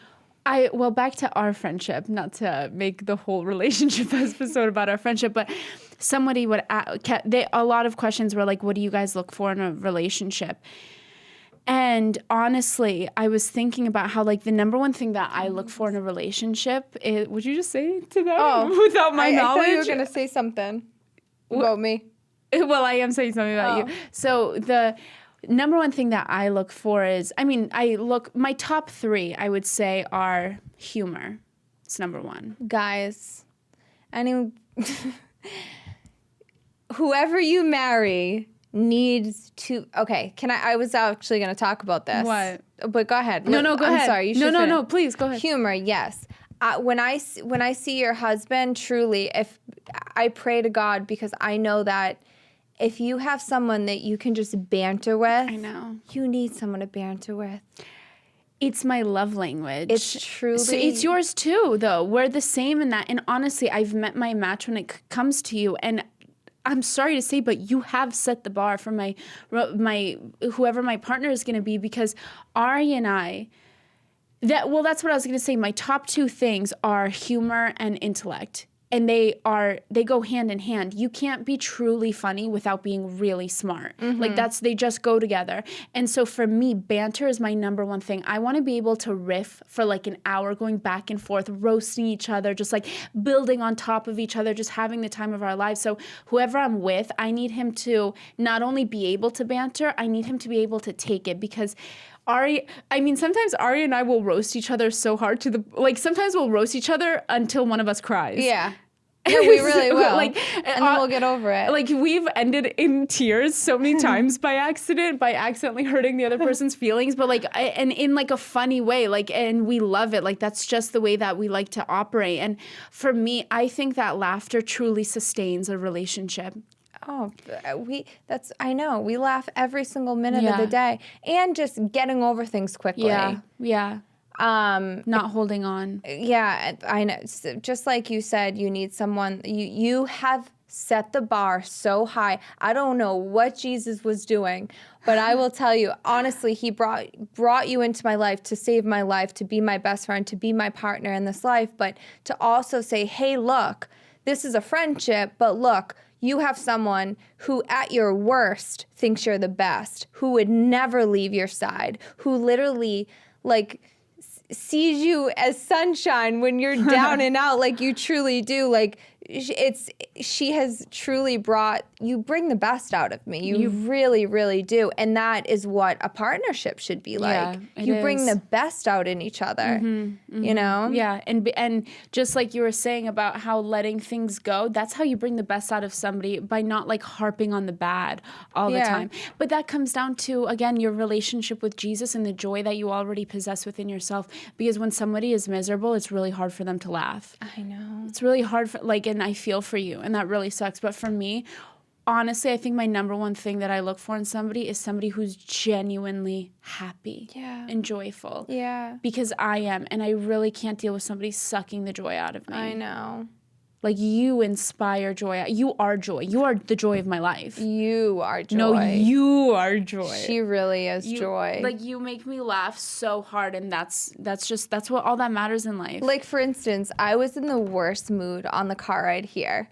I didn't even know if I was going to make it through. I don't know I was dealing with some stuff earlier, like family issues or whatever, and I was just in the worst mood. But, like, the way you handle me it's gold. I'm like, if I can find someone who can handle me, like you took a deep breath, you let me be, you came in, you know what I mean? Yeah. It's just like, it's special. It's really special. And that's really what a partnership is. Yeah, but I think that also comes with, like, neither of us have egos, whereas in a relationship, when you bring in that pride and that ego, that will come because it just adds a different element when you're romantic with somebody and it brings in that pride. It just changes things. So I think, like, our number one thing that we need to focus on when we are in a relationship is to emulate what we do with each other. We have no ego with each other. It's because we're sisters. Like, who cares? You know what I mean? Yeah. And we don't want to win the argument. We don't try to, we don't try to be right all the time. Yeah. Yeah. That's what it is. But so wait, hold on. Humor. What else? Humor, intelligence. I need them to have the same morals, same beliefs. I need them to, you know what it is? My number one thing. Somebody asked, do you guys know why you're single? And I'll speak for myself, and I know exactly why I'm single, because I've never dated a guy that God would have approved for me. Not to say, let me clarify and say that every guy I've actually only dated great men. I have a great picker. I've only dated really wonderful guys, good people to their core, obviously not perfect and clearly not from me, because we would be together if that was the case, but like good people, but never somebody who's further along in their faith than I am. Yeah. And I know without a shadow of a doubt that the person God has for me is like so far along in their faith than I am.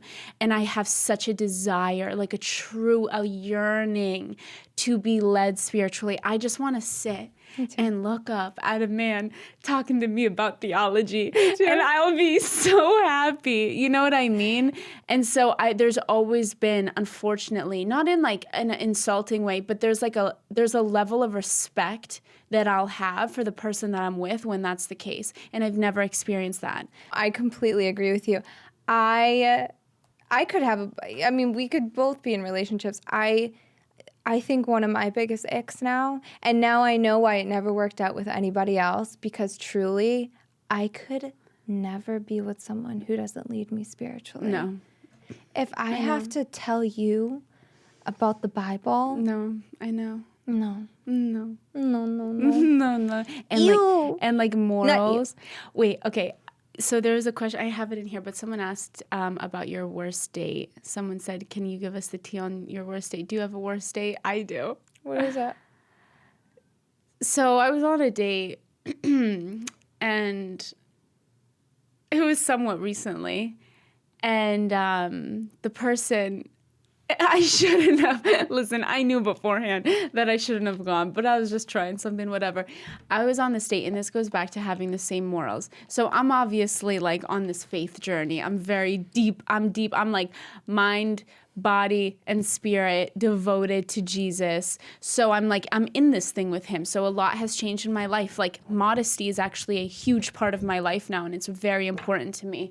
I'm not saying I'm perfect in it by any means, but like it's especially since the modesty video, which by the way, we should do an updated modesty video. My views on it have changed tremendously even since that video. Did you say that fishnet dresses are okay? No, fishnet dresses are not okay. No fishnet dresses. But and I went on a date and I was like, I'm trying to talk to this guy and I truly wanted to die. I was crawling out of my skin. I texted Ari when he went to the bathroom and I was like, this is the worst time in my life. The guy goes, he'll never see this, so it's okay. But he's saying something. I'm like, yeah, I've had to, because he's like, what is it like with this Christian podcast? And I'm like, well, it's beautiful. It's amazing. It holds me to a standard that I wasn't living at before. And I'm so grateful for it. And he's like, how so? And I'm like, well, one of the things is like the way that I dress and the way that I present myself. And it's important for me to uphold like a level of modesty and dress in a way that glorifies God. And he's like, nah, no, that's stupid. It's 2023. Like I want my girl to have like her dress now. Like I don't care. And I literally, I was like, please, what am I doing here? Oh my gosh. And he was like, I want my girl to be like sexy. Like I want everyone to look at her. And I was like, well, not only is I don't belong here. Not only is that an ick, that's a boy. Yeah. And I think that's what, we've been running into, boys. Yeah, I just know in that moment I never have, I mean, it was one date, but like I remember being like, this is like hell to be sitting across from someone who has completely different beliefs than you do. You know what I mean? It's the most important thing. It's the most important thing. I can't even think of a worse date that I actually have been on some pretty good dates. That's good. I don't really go on dates. Me neither. Not unless I'm so picky, but it takes a lot for me to go on a date. So if I do, but they've been pretty good. Yeah. My dates have been pretty good, right? Good. Have I? Angela wants me to talk about one date. It was a really bad restaurant, but I'm not going to go there. It's okay. Can I tell them? No. Okay. No, but I'm just thinking about like how important it is to be with a man of God that just has self-control and good morals and is not acting like a degenerate, Absolutely. Absolutely. I'm just like, people that act like that and talk like that, they don't have Jesus, No. I honestly, when I have a boyfriend, when I have a partner, like I look at him almost as, not in like a very serious way, but almost as like my accountability coach. Like I love somebody who keeps me in check. That's where like the submissive nature comes in. Like I want to send you things and be like, do you think this is okay? What do you think about this? Obviously, if I trust them. And so the last thing I want is to be with a man who's like, nah, do whatever you want. Like that's so not. Yeah, but I will say, I don't know if you screenshotted one of the questions. It was like green flags, red flags. Yeah. I think a serious red flag is when you first start dating someone, if they are questioning everything you do, not trusting you, that's a serious red flag, you guys. That is someone who is not secure in their identity. Yeah. Either that or they're guilty of their own conscience. And so that is one of the things that really doesn't sit with me right, because truly when I'm all in, I'm the most loyal person, and I can't stand that. I dated someone who was questioning everything I did like right away, and it's a serious red flag, I think. Absolutely. Yeah, unfortunately I've had yeah. I think my number one flag is, just like you said, somebody who's not trusting. I think, but especially because you and I, if anyone's not going to cheat, it's me and Ari. We don't go anywhere. We don't talk to anyone. We are home, grocery store, church, gym, back home, reading the Bible on a Friday night, like truly. And so and the truth is I have like, it's something that I'm looking at within myself, because clearly I have a large part to play in it if it's been a pattern in my life. But I have typically dated a lot of the time men who are really controlling.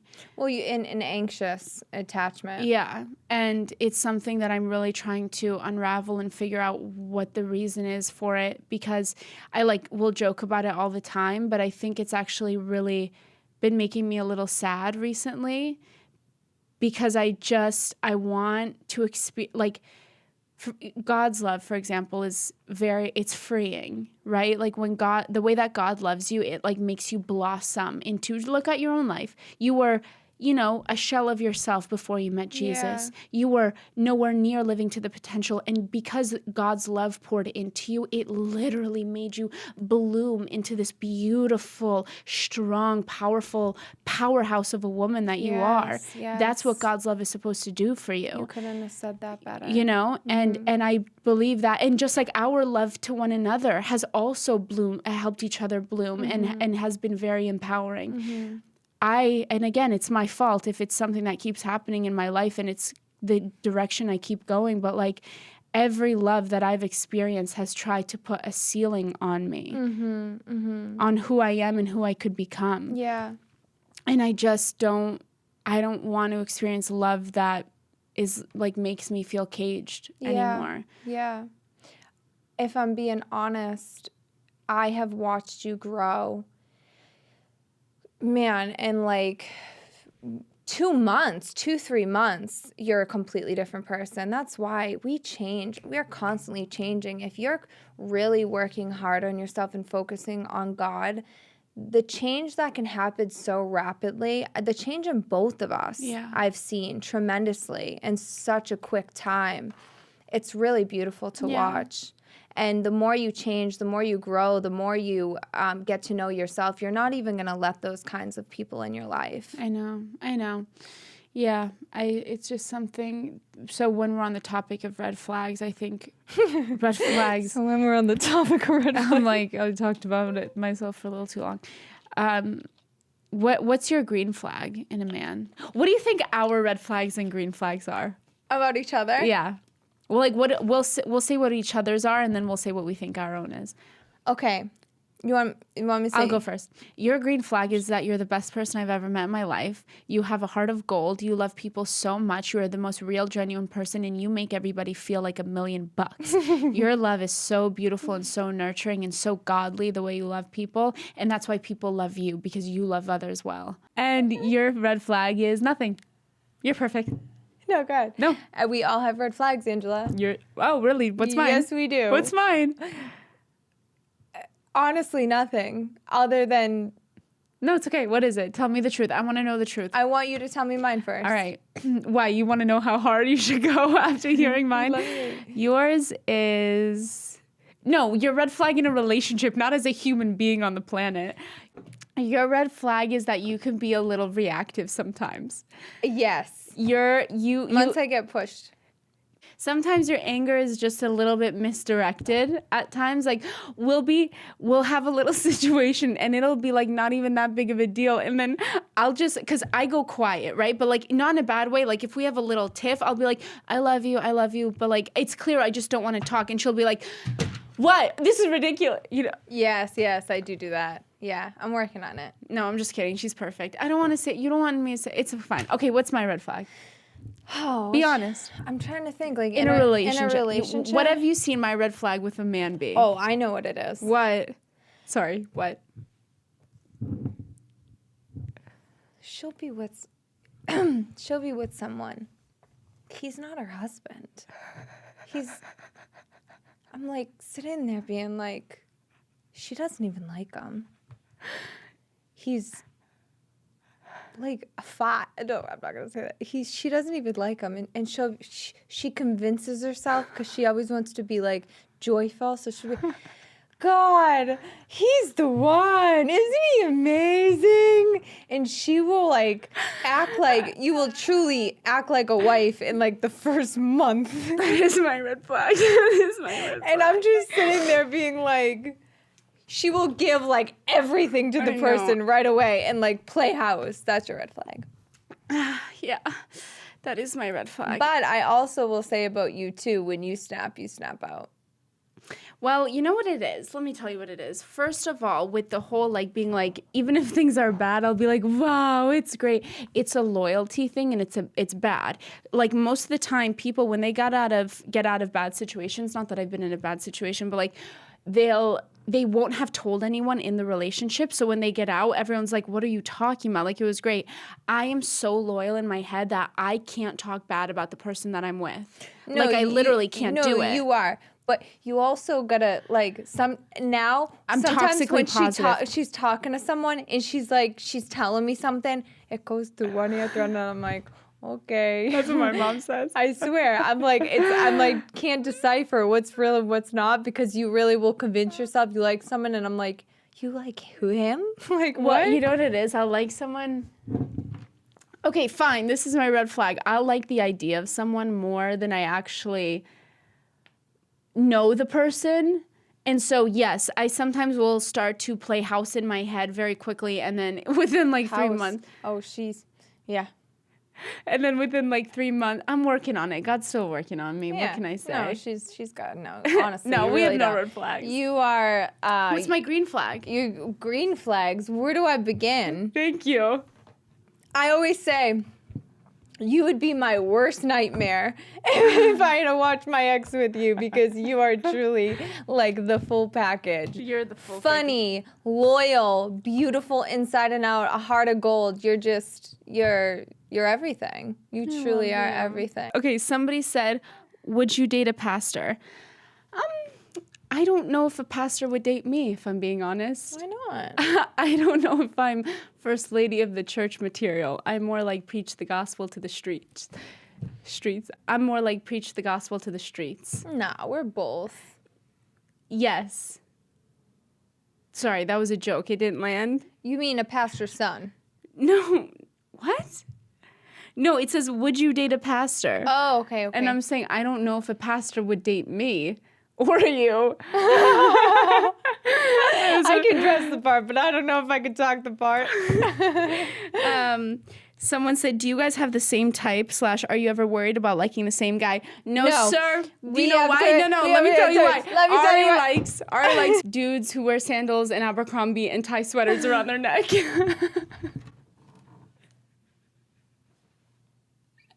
Okay, let me just say one thing.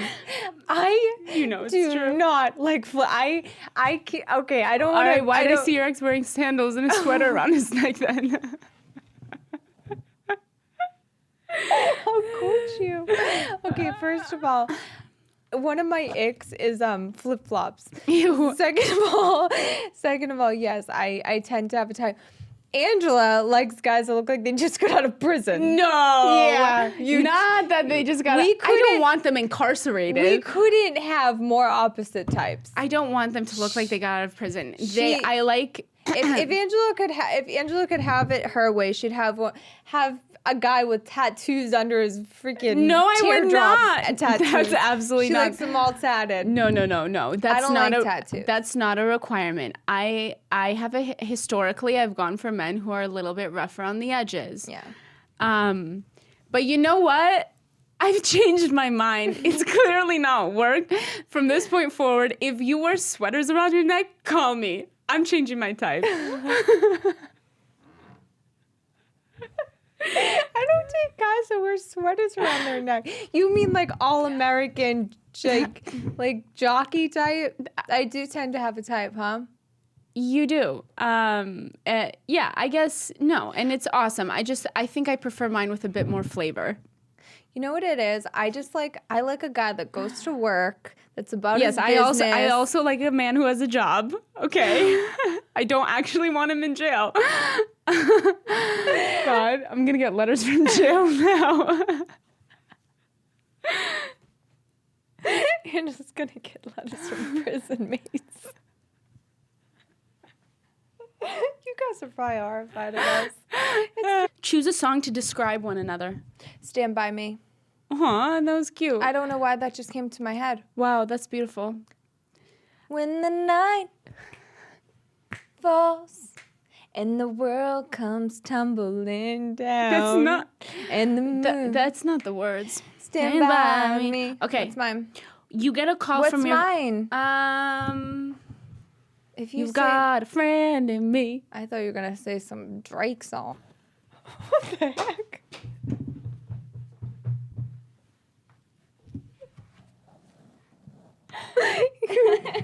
How could you? Man. Okay, come on. Man, I am not okay. You get a call from your friend saying help. Guess why they would need your help? I have it. You saw your...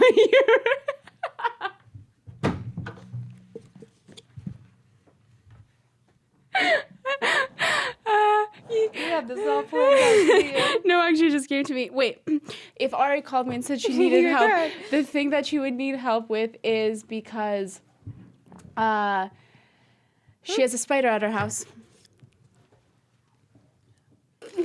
Someone said it feels so right with him, but he still isn't serious. Well, sister, if he isn't serious, it's not right with him. Please, run as fast as you can. Bye.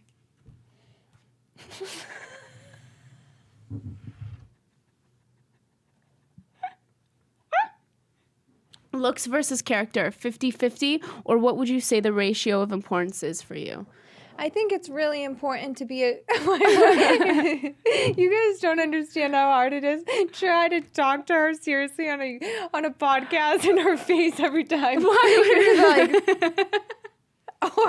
Or you're falling asleep.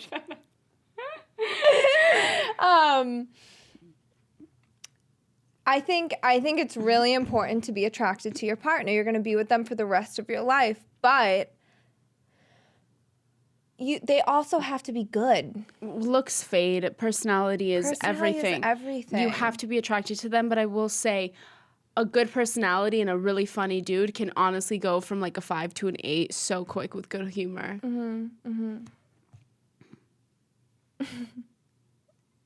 Do you think people can change if they really love someone?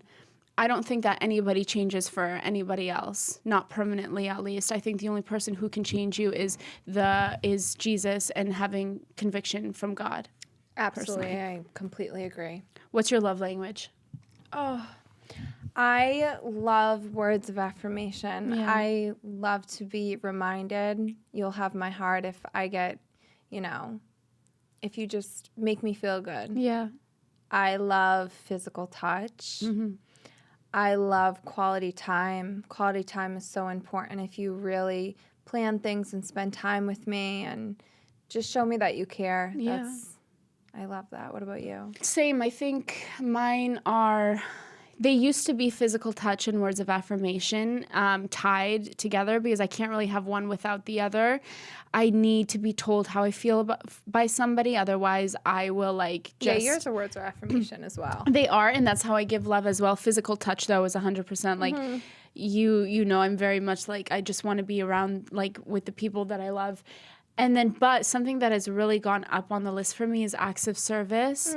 As time has gone on, I've really gotten into the place of not only do I like doing acts of service for other people, for me, if somebody makes my life easier, even in the most simple act, if you go and get my oil changed or build something for me or do something, it means everything to me. I don't think there's anything more attractive than a man who steps in and wants to take charge and make your life easier and do things for you. It's everything.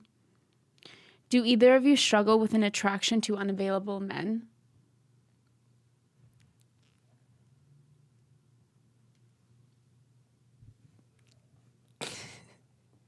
This one's for you, baby. So, I would say Angela doesn't. Angela actually attracts the opposite from what she was, which is anxious attachment. I think because I wasn't in a good place, I was probably not in the. Before I had Jesus, when I lost myself, I tended to attract unemotionally available men. Yeah, and that's just the truth of it. And if you are attracting those types of men, that is a sign to work on yourself and to be alone and focus on yourself so that you attract a healthy partner, because you don't want to be with someone who's emotionally unavailable. You will end up completely heartbroken. Yeah. No. It's not worth it. And so if you are getting those signs, that's great. It's a sign to just really be on your own and focus on your identity and who you are so you don't attract those kinds of people. Exactly. Yeah. But that's basically all I was attracting.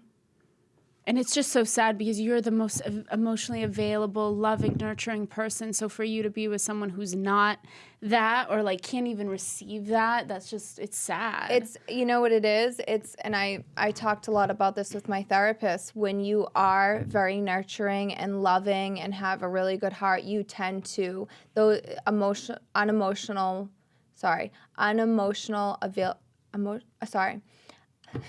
we can keep this in. Emotionally unavailable men cling to people that, you know, are loving and nurturing and stuff like that. Yeah, I don't even know but it's also like you typically will attract the opposite. Actually, no, because I'm really emotionally available as well. I don't know. I make it a huge point that I will never go for an emotionally unavailable guy because I don't want to be hurt. Yeah. You know what I mean? Like I don't want to go through that. All right, well, that's all I've got. That's all we got? All right, well, guys, I hope this was an eventful conversation for you. We wanted to talk about singleness and how it is a gift and it is a blessing. Marriage is also a blessing. I know we're really all over the place. We wanted to ask some fun questions and answer those for you. We wanted to get a little personal. I think I got a little too personal, maybe. You are good. But we love you guys so much. We want nothing more than for you guys to know Jesus, get closer to Jesus, and read the Bible. Yes, guys. Get a Bible. Yes. Read a chapter a day. Give God the first fruits of your day every morning. Read the Bible. We are approaching the holidays. We're going to have a couple of really fun holiday episodes. Spend time with loved ones coming up. Focus on Jesus during this holiday season. He is the reason for this season. We love you guys more than you understand. I just want to say, I know that some of you are really going through a tough time being single in the waiting season. The holidays are coming up. It gets rough. I know. The reality of it is it's not easy sometimes. But we're in this together. It's for a reason. Let God prepare you. Just focus on Him. And everything's going to work out. We love you so much, and we're here for you. We're your sisters, and we're in this together, guys. So, we love you so much. I love that you just touched on that. Holidays can be really lonely. Yeah. So get around family, friends, community. We love you. Just understand whenever you're feeling alone, we love you so much. And we're in this together. Isn't that nice to know that? May the Lord bless you and keep you. May He make His face shine upon you and be gracious to you. May He turn His face towards you and give you peace. We love you guys so much.